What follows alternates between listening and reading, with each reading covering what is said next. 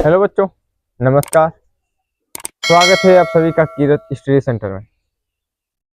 आज हम पढ़ने वाले कक्षा 10 गणित पर्सनली 12.1। देखो 12.1 के क्वेश्चन तो मैं आज शुरू करने वाला था, लेकिन उसमें जो सूत्र कुछ अधिक लगते हैं। इस वजह से मैंने सोचा कि आपको क्यों ना उसके पहले आपको सूत्र कर दिए जाए, उसके बाद में पर्सनली स्टार्ट की जाए। तो सबसे पहले हम 12.1 फार्मूला, जो बेसिक सूत्र हैं, अच्छे तरीके से जब तक हमको सूत्र नहीं आते होंगे तब तक पर्सनली हमसे हल नहीं हो सकती। एक एक सूत्र समझेंगे, बिल्कुल आराम से समझते हुए चलेंगे। हमारे फिंगर टिप्स पे सूत्र होने चाहिए। जब हमें इस वीडियो पार्ट 1 12.1 में हम इसको बस बेसिक फार्मूले ही करेंगे, इसकी पार्ट 2 में हम लोग आराम से क्वेश्चन कर लेंगे। ठीक है, तो चलते अपने सवालों पे। सवाल का सूत्र पे एक एक समझेंगे बिल्कुल आराम से। उसके पहले देखो, आपको मुझे पता है आपके पास कुछ सूत्र पहले से लिखे होंगे, लेकिन मेरा भी कर्तव्य बनता है कि एक एक सूत्र आपको मैं समझाऊं।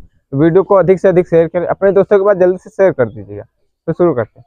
तो मैंने लिख रखे एक तरफ से, आपको मैंने इसलिए लिखा है क्योंकि हमको लिखने, जब आपके सामने बोर्ड पे लिखूंगा तो टाइम लगेगा ना, वीडियो ज़्यादा लंबी चलेगी।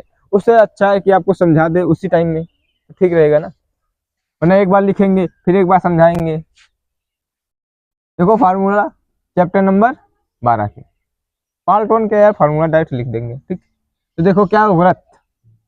सबसे पहले हम लोग वृत्त के बारे में पढ़ भी चुके हैं पीछे वीडियो में। पीछे जो दो चैप्टर नंबर 10 व्रत और चैप्टर नंबर 11 वृत्त से संबंधित क्षेत्रफल था। ठीक, तो हमने वृत्त को खूब कायदे से पढ़ा। शायद कोई सिंगल डाउट भी आप लोगों का उस चैप्टर से नहीं होगा। ठीक, उसकी डिस्क्रिप्शन में लिंक डाल दिए। अभी तक आपने वो वीडियो नहीं देखी तो देख लेना। ओके बच्चों, तो देखो वृत्त से खूब भली भांत आप लोग परिचित होंगे कि जैसे ये क्या है, एक त्रिज्या है आर। तो वृत्त का क्षेत्रफल क्या होता है, पाई आर स्क्वायर। वृत्त की परिधि 2 पाई आर। जब वृत्त पे इसी जगह पे ये वाली रेखा में खींच दूं, जब वृत्त की बात चले कुछ पूछ ही ले, तो इसको क्या बोलेंगे हम लोग, भाई ये क्या है मेरा, इसको बोलेंगे व्यास। व्यास को किससे पता करते हैं, डी से। यार यही रेखा हमारी यहाँ तक गिनती की काउंट की जाए तो ये क्या है, आर त्रिज्या। इसको यहाँ तक गिनती करो तो ये 2 त्रिज्या है, यानी 2 त्रिज्या एक व्यास के बराबर होती हैं। ठीक, अगर डी बराबर निकालें तो आर नहीं, यार यहाँ से आर निकालें, आर यानी ये परिधि निकालें तो डी बटे 2 आएगा। अगर डी निकालें तो 2r आएगा। समझ गए। ये हमें त्रिज्या दी, हमसे व्यास पूछे, हमें त्रिज्या दी हुई हो, हमसे व्यास पूछे तो हम त्रिज्या में 2 से गुणा करेंगे, क्योंकि त्रिज्या जो है व्यास की आधी होती है तो दूनी हो जाएगा व्यास। यदि हमें व्यास दिया है, त्रिज्या पूछे, तो हमें व्यास में 2 से भाग दे देना है, त्रिज्या निकल आएगी। ठीक, यदि यहीं पे मैं एक रेखा ये खींच दूं तो ये क्या है, आपको सब कुछ मैंने एक एक पॉइंट बताया हुआ, जीवा। ये क्या होती है, जीवा। जरूरत में मैं ये एक रेखा ये खींच दूं, ये क्या हो जाएगी, स्पर्श रेखा।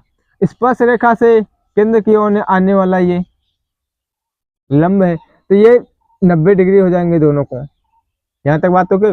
हालांकि हमको रिवीजन के तौर पर बता रहा है, इसमें कोई ज्यादा आवश्यकता नहीं, लेकिन आप इतना समझिए कि वृत्त का क्षेत्रफल पाई आर स्क्वायर, वृत्त की परिधि 2 पाई आर, ये त्रिज्या होती है, ये व्यास होता है, ये जीवा होती है। ठीक है, नंबर 2 वर्ग।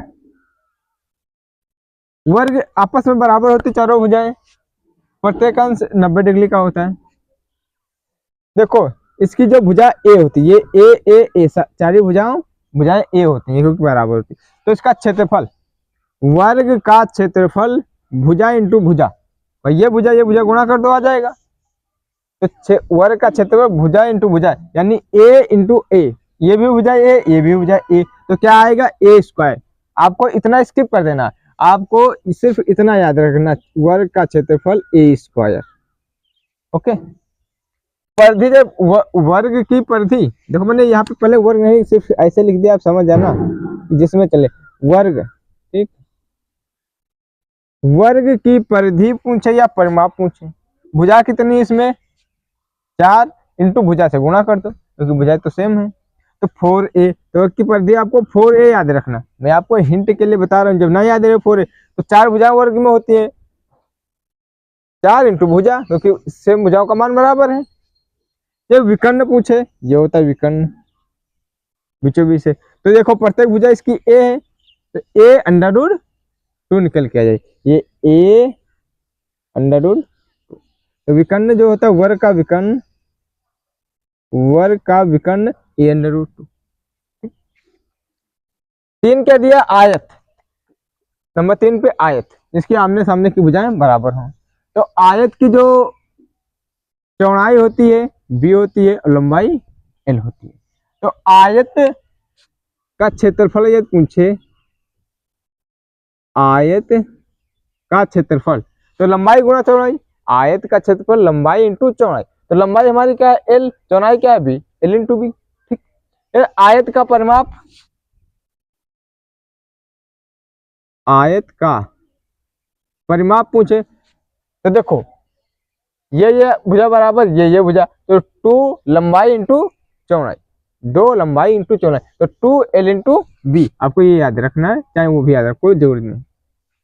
फिर नंबर 4 पे आ जाते हैं घन।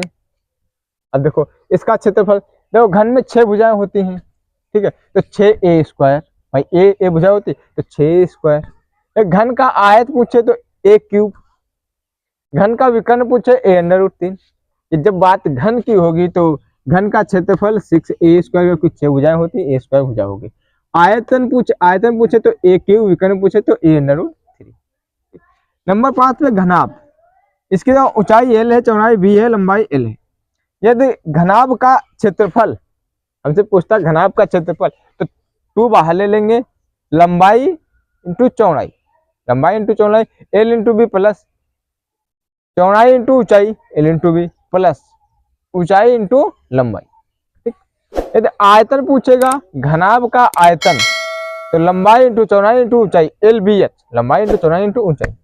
आयतन घनाभ का विकर्ण पूछे तो L square plus B square plus A square under root के कर देंगे। देखो इसमें कुछ भी नहीं घनाभ में भाई, विकर्ण पूछे एल बी एच होता है इतना पता है, तो सब में अंडर रूट लगा देंगे, स्क्वायर कर देंगे।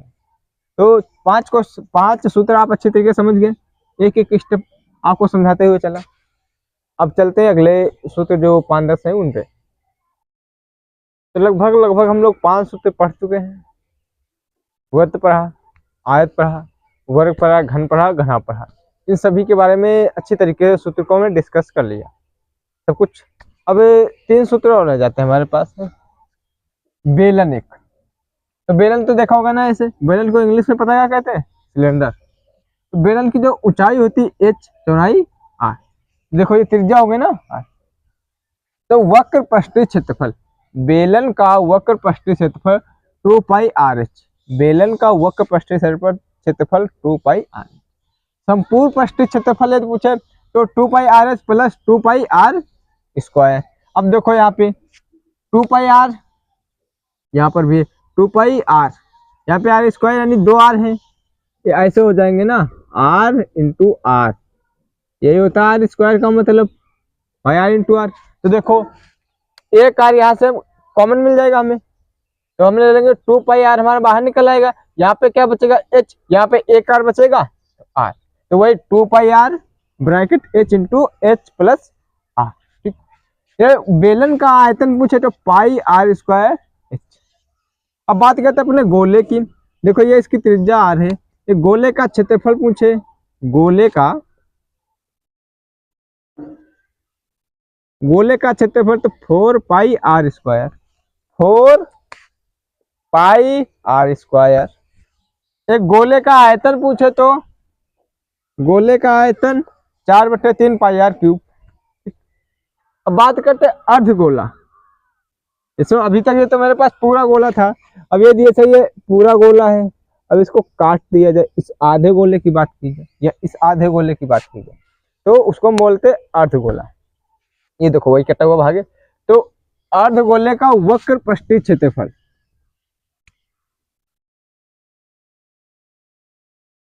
अर्धगोला ऊपर मेंशन किया हुआ ना समझ में तो ये लिख दिया मैंने, अर्धगोला। वक्र पृष्ठीय क्षेत्रफल पूछे तो 2 पाई आर स्क्वायर, अर्धगोले का वक्र पृष्ठीय क्षेत्रफल 2 पाई आर स्क्वायर। अर्धगोले का संपूर्ण पृष्ठीय क्षेत्रफल पूछे तो 2 पाई आर स्क्वायर है, 2 pi R square plus pi R square और इसमें ऐड करते पाई आर स्क्वायर। तो देखो 2 पाई आर स्क्वायर था और प्लस में 1 पाई आर स्क्वायर और मिल जाएगा। भाई हमेशा इसके गुणे में एक रहता है, दिखाई नहीं देता, क्योंकि एक से गुणा करोगे तो सेम वही आएगा।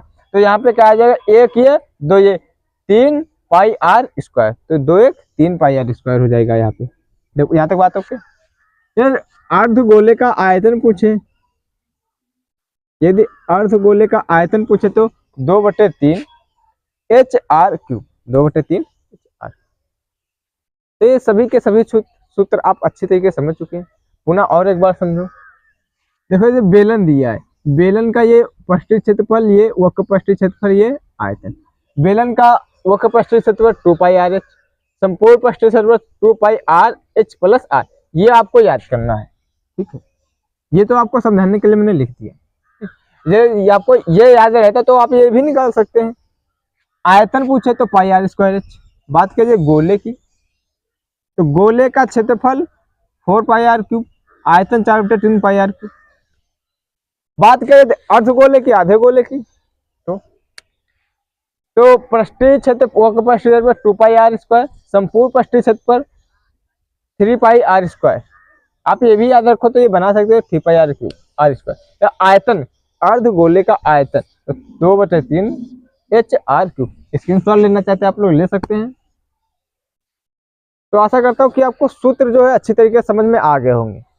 अब आज इसमें इसके आगे मैं पर्सनली इसलिए नहीं करा रहा हूँ क्योंकि आज जब आप सूत्र याद कर लेना, आज मैंने ये वीडियो करा दी, अब आपको आज ये सूत्र याद करने, फिर कल आपको पर्सनली जब हल कराएंगे तो आपको सूत्र रटे होंगे। अभी इसके आगे मैं सवाल हल करने लगूँ तो आपको सूत्र अभी बताए, अभी तो आपको याद नहीं है ना, तो कल आप फटाफट दिमाग से निकल आएगा कि सर यहाँ पे ये सूत्र लगेगा, यहाँ पे ये सूत्र लगेगा ना। तो आशा करता हूँ आपको अच्छी तरीके से सूत्र समझ में आए होंगे। वीडियो को अधिक से अधिक अपने दोस्तों के पास शेयर करें, लाइक करें, कमेंट करें। जो ना समझ में आए इसके अतिरिक्त कोई और सूत्र चाहिए, इससे शंकु एक था शायद, शंकु अब सिलेबस में हमारे बचा नहीं है, ठीक है।